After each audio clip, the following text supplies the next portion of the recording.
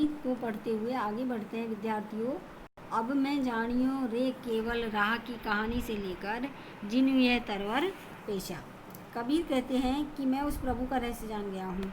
गुरु उपदेश से यह ज्ञात हुआ है कि अनंत प्रकाश के मध्य उस ज्योति स्वरूप ब्रह्म का निवास है। शून्य तरु पर एक अनंत सौंदर्यमय मूर्ति ब्रह्म है। सूरत द्वारा सहज समाधि द्वारा उसके दर्शन किए जा सकते हैं। उस तरु की शाखा, पत्र, तना इत्यादि सामान्य वृक्ष की भांति नहीं है, अपितु वहाँ तो केवल मात्र अमृत का ही श्रवण होता है। उस तरवर के फल पर मधु लोभी मधुकर यानी साधक पहुँचता है और उस अमृत को अपने हृदय में संचित कर लेता है। इस प्रकार 16 पवनों से वह स्पर्श करता है और उसका फल शून्य में ही लगा हुआ है। सहज समाधि के द्वारा इस वृक्ष का अभिसिंचन किया जाता है, उसे सांसारिकता का आभास तक नहीं होता। कबीर कहते हैं, मैं उस साधक भक्त का शिष्य हूँ जिसने ब्रह्म स्वरूप इस अद्भुत वृक्ष को देख लिया है। अगला पद विद्यार्थियों, अंतर्गति अनि अनि वाणी से लेकर प्रगट पुरातन जाए। कबीर कहते हैं, हृदय में प्रभु का वास है।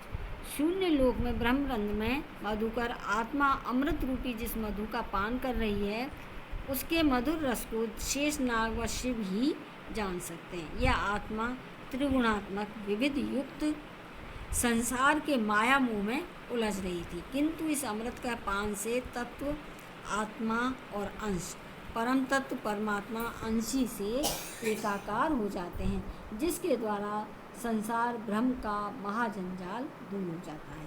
इस सुख का अनुभव ब्रह्मा आदि ही जान सकते हैं।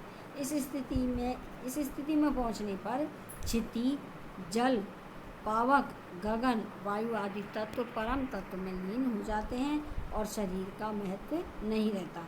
सूर्य, चंद्र, नक्षत्र आदि सब अनहद नाद सुनकर पूर्ण रूप में स्थित हो गए हैं। साधक स्थित प्रज्ञ स्थिति में आ गया है। इस संसार का वारी बिलोने में ही मनुष्य ने अपने समस्त सुखों को नष्ट कर डाला। कबीर कहते हैं कि अज्ञेय प्रभु के लोक की प्राप्ति पुरातन पापों का प्राक्षणन करने पर ही होती है। विशेष में 3 गुण कौन कौन से माने गए? सत, रज और तम।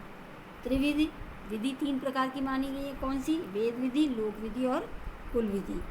अलंकार, अनुप्रास, विरोधाभास। अगला पद है विद्यार्थियों,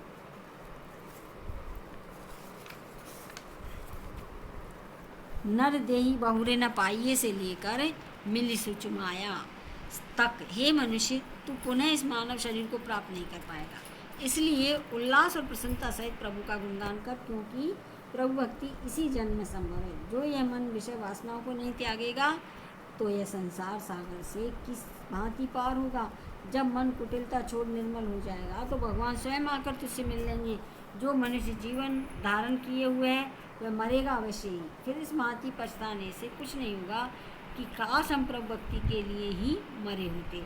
यदि कोई जीते जी मर जाए, जीवन मुक्ति स्थिति को प्राप्त कर ले, तो फिर उसे बार बार जन्म मृत्यु के बंधन में बंधना नहीं पड़ता। जो साधक भक्त गुरु उपदेश में अपना मन लगा देंगे, वही प्रभु नाम से अपना ध्यान लगा सकते हैं। प्रभु से प्रेम होने पर इस संसार का भ्रम विदूरित हो जाता है। यदि सूर्य, चंद्र रूप इंद्ला पिंगला मिल जाएं तो अनहद नाद की वेणु मुखरित हो जाती है। जब यह अनहद शब्द बजता है तभी भक्त को ज्योति रूप भगवान के दर्शन होते हैं। अब यह मन प्रभु के रंग में रंग साधु पुरुषों की संगति में रहता है। मैं अब प्रभु के चरण कमलों का ही विश्वासी हूँ। इससे तो यहाँ निर्भय पद की प्राप्ति होती है। यह प्रभु भक्ति कोई कच्चा खेल नहीं है, इसे कोई धैर्यवान ही खेल सकता है। जब साधना के रूप में यह कठिन खेल प्राप्त हो जाता है तो भक्त मधुर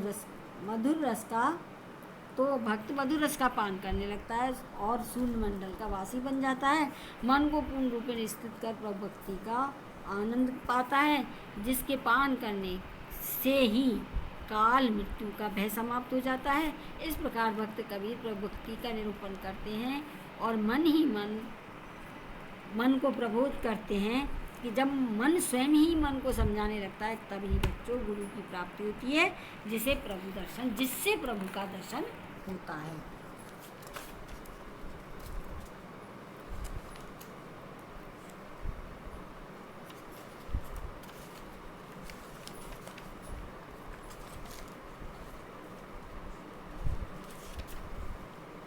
अगला पद है, तेरा जन्म एक आग है कोई से लेकर, कह कबीर सो दासा। विद्यार्थियों, भावार्थ, कबीर कहते हैं कि हे प्रभु, तेरी भक्ति करने वाला भक्त तो साधक बिरला ही है, जो काम क्रोध लोभ मोह आदि पंच विकारों से दूर अपने आप को आपके चरणों को पाने के लिए समर्पित करता है। सत्य रज तम त्रिगुणात्मक संसार तो तेरी ही माया है, किंतु जो इन सब से तटस्थ हो प्रभु आराधना करते हैं, वे प्रभु के परम पद के साक्षात्कार कर लेते हैं। जो भक्त निज प्रशंसा पर निंदा, संसार तृष्णा को छोड़, मान अभिमान को त्याग, लोभ स्वर्ण सुख दुख सबको समान मानता है, वस्तुतः वह तो प्रभु के ही समान आदरणीय पुण्य है। यदि तू किसी वस्तु की चिंता करता है, चिंतामणि स्वरूप प्रभु का विचार कर संसार से उदासीन हो भक्ति में लग जाता है। यह प्रभु भक्ति का मार्ग है। कबीर के विचार से तृष्णा अभिमान रहित मनुष्य के लिए होना बहुत जरूरी है। अगला पद है विद्यार्थियों,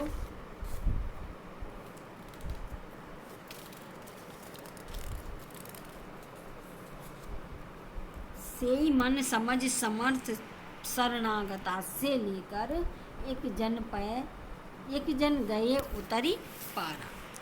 भावार्थ, हे मन, तू उस समर्थ प्रभु की जिसका आदि मध्य अंत को नहीं पा सका, उसकी सेवा कर, उनकी भक्ति कर।